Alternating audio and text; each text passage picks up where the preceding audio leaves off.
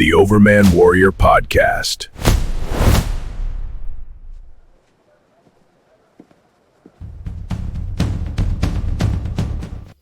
Hi, Rich Hoffman here. Hey, when I talk about, and I know I'm hearing it from people. Oh my gosh, have you go off the deep end with the whole non-human intelligence talk? I think 6 or 7 years from now, probably because of my own doing with my book, The Politics of Heaven, stuff that switches the way the human race looks at something. But I spend a lot of time out of the box, and my criticism of people who are too regimented in life. They're too follow the rules oriented kinds of people. They often don't see the forest for the trees, and they miss the big picture every time. And I live out of the box. I survive nearly exclusively on big picture thoughts and concepts and discussions. If I'm too in the box, I'm extremely unhappy. If I'm outside the box, I'm a pretty happy cat, and I have a lot of interesting insights to give people. So about 6 or 7 years from now, just as we're finding out now about COVID, and I'm referring to Tulsi Gabbard's last day, her last day in her official position with the Trump administration, she unleashed everything that anybody who's read RFK's books or heard Rand Paul's line of questioning on Dr. Fauci. We've known this stuff for a long time, but even years before those books came out and that information came out in testimony where we know that Fauci perjured himself, he lied to Congress, he should go to jail, could go to jail, and just for the Trump administration, the people in the Trump administration who watch my blog carefully, richhoffmanbooks.com, and they watch everything I do, you're going to have criticism until you put people in jail, until you actually prosecute people. I know it's taken time for some of this stuff to come out, and remember, while Trump was in exile, I was alone. I know what it feels like to be on the outside looking in. And people know me. I carry firearms. I'm a law and order guy, but I know we were getting close to a bridge too far for me during the 2020 lockdowns, which Amy Acton did. And anyone who wants to say Amy Acton was only doing what she was told by DeWine, okay, I'm not a big fan of DeWine. Yeah, I had my picture taken with him recently. We broke bread a little bit because he was good on the Second Amendment, but he's an idiot when it comes to talking about, he was terrible on COVID. John Huston got dragged into it. I know. I was on many of the conference calls where John Huston was the main point of contact with the DeWine administration, facilitating everybody, all the business owners and business people who were concerned about staying open during COVID. Well, how were they going to do that with all the COVID lockdown rules that were unconstitutional and were proven to be? That dummy DeWine came out and shut the state down, and Amy Acton gets to ride off to the sunset and take credit for making everybody feel safe as like a glorified nurse, and ride that sentiment right into the governorship, which I don't think is going to happen. I think Vivek Ramaswamy is going to win it easily because people aren't going to forget that Amy Acton was the one that locked down the state. That Amy Acton was our resident COVID person. And the memos were flowing around. They all knew about it. And if you go back and you listen to the things I said 6 years ago, just as I'm saying now, about non-human intelligence influencing the human race in all kinds of ways, and influencing our modern politics and our politics of the past for thousands of years. The rise and creation of empires and the dreams that jumped into the minds of kings and pharaohs. They were not elements of their own making. They were elements of non-human intelligence that steers the human race through paranoia, superstition, and religious belief. not Christian, but multiple polytheism. A lot of the gods of Canaan, I think you could attribute to non-human intelligence, as we are now discovering through UAPs that were interacting with Earth and human beings for many thousands of years. And as kooky as that sounds, I got the same looks back in the COVID days. When COVID came out and we were that close to having checkpoints, because I was on the calls, I was on the John Huston calls, and Governor DeWine, just like he doesn't want it, I call him Dummy DeWine right now because I'm mad at him. He's being an idiot on this whole death penalty thing. Death penalty should be abolished in Ohio. No, it should not.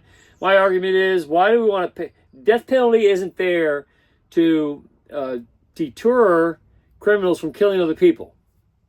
Now, I know Mike DeWine was prosecutor of Ohio for a period of time, and he's been in all kinds of offices in politics, and he still doesn't get it. The death penalty is there, so we don't, once you know someone is beyond reform, and when they kill other people, they're pretty much beyond reform, especially when it's malicious, and you find yourself with a death penalty, it's not a deterrent from going to jail and getting the death penalty. It's a deterrent from taxpayers funding criminals that are beyond redemption. Who wants to pay more than $30,000 a year or $50,000 a year, whatever it costs to house an inmate these days? Who wants to pay for that every year that a criminal, a worthless criminal, is in jail? If they're just going to stay in jail and they're not going to come out and be contributors to society, why don't you just kill them? The death penalty is a good thing, and Governor DeWine is coming out against it. He wants to be Mr. Compassionate. I often say he's more of a Democrat, and when I got my picture taken next to him a few months ago, it was under the umbrella of, hey, you were pretty good on concealed carry and open carry and constitutional carry and all that good stuff. Pretty good on Second Amendment issues. He had to be because he was such a disaster on COVID. And Amy Acton, he listened to Amy Acton to his detriment. Just as he's listening to all these dumb lawyers who are saying, get rid of the death penalty and on your way out, Governor. It's a big liberal Democrat issue. Let's get rid of the death penalty. And he's out there saying we should get rid of the death penalty. He got himself all wrapped up in this Medicaid scandal. And Medicaid got expanded under Kasich, who was trying to be a progressive, a Democrat, a feel-gooder to go out there and buy back sentiment because he got himself in trouble with the public sector unions.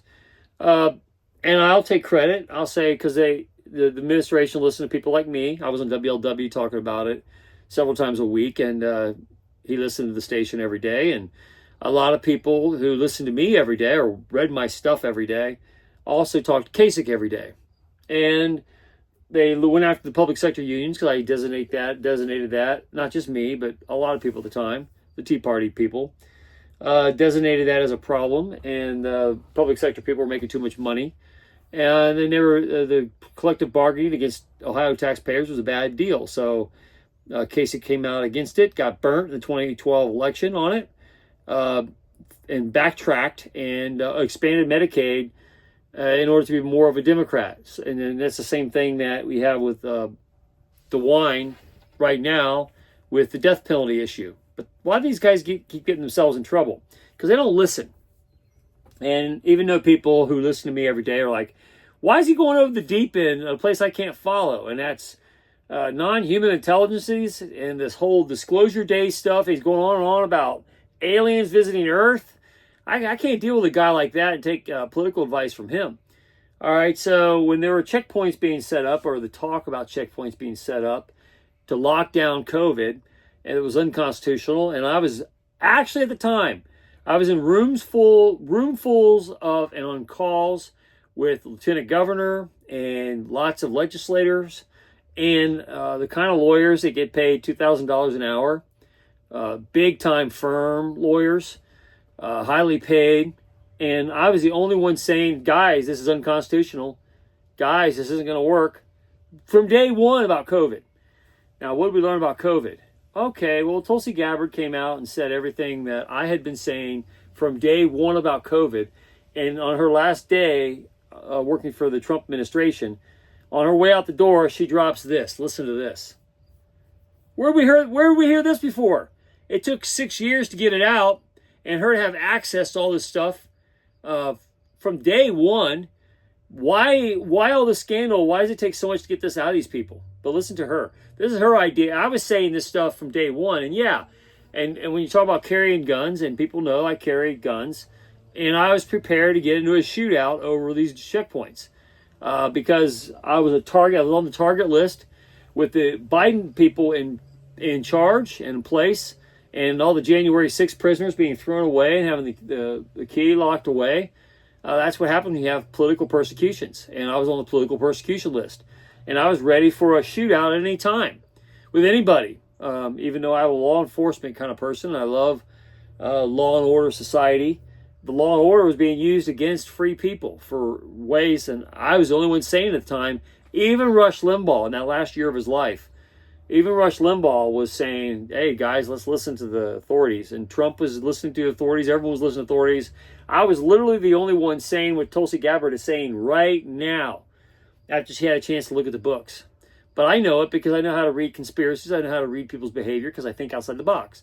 And I know when people inside the box are trying to hide stuff from other people inside the box, they hide it outside the box where I live. And I see clearly, I see the tiptoes through the paint. When they paint themselves into a corner every single time. It's very easy for me to spot it. And that's why I'm talking about alien intelligence, because it's a thing. And it may not be a thing today in 2026, but by 2032, yeah, it's going to be more heavily talked about. We're probably going to have news correspondents, and you'll laugh when you hear it, but you'll probably be people on CNN as non-human intelligences acting as anchors. You'll, not in the not too distant future, there'll be podcasters who are non-alien are non-human in their origins. Now that we know about them, it's going to be safe to come out of the closet and start talking. That may seem like crazy science fiction today, but it's going to be science fact tomorrow. Just as I said about COVID, right out of the gate, now listen to what Tulsi Gabbard said at the, was it the 15th of June today, on this day, whenever you're watching this in the future. This happens to be June 19th, that Friday, the last Friday of her term. Pandemic. Dr. Fauci, as head of the National Institute of Allergy and Infectious Diseases, provided millions in U.S. taxpayer dollars to fund dangerous gain-of-function research on bat coronaviruses at the Wuhan Institute of Virology, work which is now widely viewed as the source.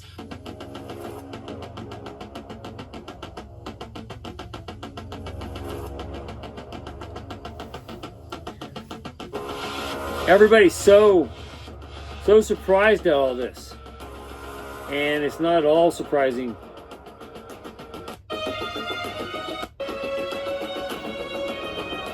Oh, I won't play all the background music. It was quite a bombshell.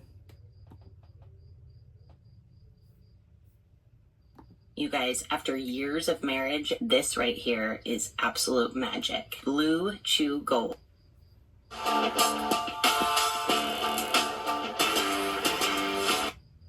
To keep the country safe. It's time you know the truth. Senator Rand Paul added on to Gabbard's video, writing, quote, "This release includes additional documents revealing the truth about the lab leak origins and Fauci's lies to Congress under oath. I've referred Fauci to the DOJ multiple times for criminal prosecution over his web of lies." What should have happened. Thank you, Director Gabbard. More to come. Rand Paul is like really celebrating He things in a different way today. He is jumping up and down. happy. This is his best day ever. Like, I knew Robbie it. is having I a knew good it. Bring day the in Ukraine. He's loving it. Are you kidding me? Here's the thing. It was the biggest issue with the Dr. Fauci stuff is all of this was known and it was said at the time, and Republicans were shouted down about not believing the science and not believing it. We had it crammed down our throats and told we were trying to murder people. Amy I worked for Acton Trump in the 20 campaign. was affiliated. I lived that all very real time, and it was Dr. Fauci who did lie. And if you lie under oath to Congress, that's a crime. And we've seen people who have defied subpoenas for congressional hearings get thrown into jail, like Peter Navarro from the president's administration. People need to be held accountable if they were acting inappropriately. You have to put these people in jail. All of these facts are true, the way that DNI director Tulsi Otherwise, they're going to laid laugh them at you out, for and all DOJ history. finds cause for prosecution. Absolutely. When you We get a should follow chance, just the like in facts where an they go. We MMA should follow fight, the science. if you And get Fauci was the if you one get who a was hiding chance to material punch somebody in the information face from and the you don't people, do it, from the don't be government, from the surprised if they don't president. win the There's fight. nobody You got to bigger punch in them. the world than the president of the United States. And in a global pandemic, there are accusations Now we know. of hiding information. This is fact. From It's not the just man me you were saying working it. For, the It's global fact. leader, and you did that for your own self-serving reasons. Amy yes, Acton that is a huge problem. in Ohio. If all of these facts bear out to Was be true affiliated after with the Fauci. investigation, if there are charges after prosecution and after judgment from law, then yes, that should be done. And I have no problem with additional information. I'm not surprised Fauci was at the head of the funding. I think we already knew that. This was gain of function research. We knew about that. Fauci lied, and he should be held accountable because it was a global pandemic, and the information he might have withheld from the president of the United States might have cost people lives for his pursuit not might. of an Did. ideological purity of follow the science. The man was telling people, you don't need to wear masks. You do need to wear masks. He was sitting by himself in a ballpark wearing a mask like a psycho. It was the demanding to fidelity of his ideals. And if it was the demand to fidelity of Dr. Fauci's ideals that led to people not getting the proper information because of... That's right. So they made the mistake, and then it got out, and people died because of it. And Amy Acton was our Dr. Fauci in Ohio, and she knew the memos were floating around the health director communities that they knew what they were doing was unconstitutional. They were breaking the law. They were breaking the law because they had gain of function, funded gain of function. That never jumped from a bat to humans. Like we said, gain of function is to make something that was not transmissible to humans, transmissible to humans. That was what the gain of function was. And lots of people died or harmed, permanently harmed, because of what Dr. Fauci did. And Amy Acton was connected to the insider track of the Dr. Fauci's of the world. And Dummy DeWine played right along with it. I often said during COVID that I thought that for DeWine, he had almost a love relationship with Amy Acton, like it was his long-lost daughter or a long-lost girlfriend he never had. That he was infatuated with her and she could say anything and get him to do anything. But when his dumb statements come out about the death penalty, he was easily led by Democrats, radicals like Amy Acton, who owned the lockdowns of Ohio completely because she was our version of Dr. Fauci. And the memos that went out came out from Dr. Fauci's office. And you had to have dumb people like Amy Acton receiving those and saying, Governor, here's what Dr. Fauci says. And then he had to be more of a Democrat than a Republican to say, okay, health director, Amy Acton, whatever you recommend, we'll do it. Lock down the state, shut down the economy. Okay. And it's what he did. And that's how we ended up with the problems we had in Ohio, which Amy Acton is completely responsible for. But who said it first? I said exactly what COVID was. Day one of it coming out and breaking out in some of the airports, coming out of China. I live outside the box, so I saw what the people inside the box were trying to hide. I saw the box. I saw them tossing it over the edge to the outside. So I called it out initially. Just like I'm calling out things now that people are going to think are crazy today. They'll be saying 6-7 years from now, how'd you know? Just like I know everything. And it always comes back. And here it is 6 years later, and these people are finally catching up to what I said in 2020. And yeah, I was willing to go through a checkpoint and get into a shootout over the unconstitutional nature of the lockdowns. I was very close. I remember what it felt like to leave the house every day and go through that experience. And it wasn't fair to me, that's for sure. A lot of people could have gotten hurt if they had gotten away with it. Luckily, I knew enough, and I had enough influence on the inside in the legislature to keep that from happening. And I was on some of those conference calls where John Husted tried to bridge a gap between the crazy DeWine administration led by Amy Acton's radicalisms directly from the memos of Dr. Fauci and the business community, which he supported. And he was trying to keep everybody talking. And luckily he did, and we didn't end up with those checkpoints in Ohio. And we didn't end up with me getting pulled over unconstitutionally and declaring my line in the sand because I wasn't going to be treated like the January 6th prisoners, that's for sure. Because that was what we knew was going to happen. And it'll happen again if those people get in charge. So now that you know, you got to prosecute them. Now that this bombshell is dropped, you got to go after Fauci for what he did, because he knew it. But it's kind of ironic to hear them talk about it all these years later as if it's new, and then listen to them say it like it's new revelations when I've said it for 6 years. And I've certainly said it on my blog and on these video broadcasts. You can go back a long way, and I've said it from day one. I made fun of the Amy Actons and the Dr. Faucis of the world because they got it dead wrong, and they never wanted to admit it. And we knew that Dr. Fauci lied to everybody when he testified on Capitol Hill, and he perjured himself, and he should go to jail for it. If you don't enforce the laws, you're going to get people like them. They're going to lie to your face, spit in your eye, and twist laws in all kinds of crazy ways, like Amy Acton did, and was allowed to do it under a Democrat-oriented Republican like Governor DeWine. And under pressure, you find out who they are, but often it's too late. Luckily for us, he's on his 8th year. He's going out of office. Vivek Ramaswamy is coming behind him. Amy Acton is our version of Dr. Fauci in Ohio. And I told everybody all along what was really going on. And you either listened or you didn't. And a lot of people would have had a lot better life if they had listened, but they didn't. So now they're finding out, and oh, wow, maybe we should have listened and saved ourselves 6 years of mayhem, and they would have been a lot better off.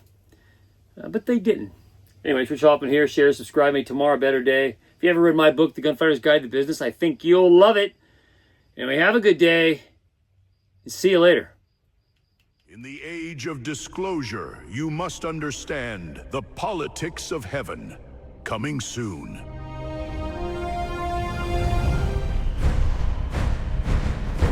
Coming soon. The politics of heaven in 2027. A treasure hunt through heaven and all human history.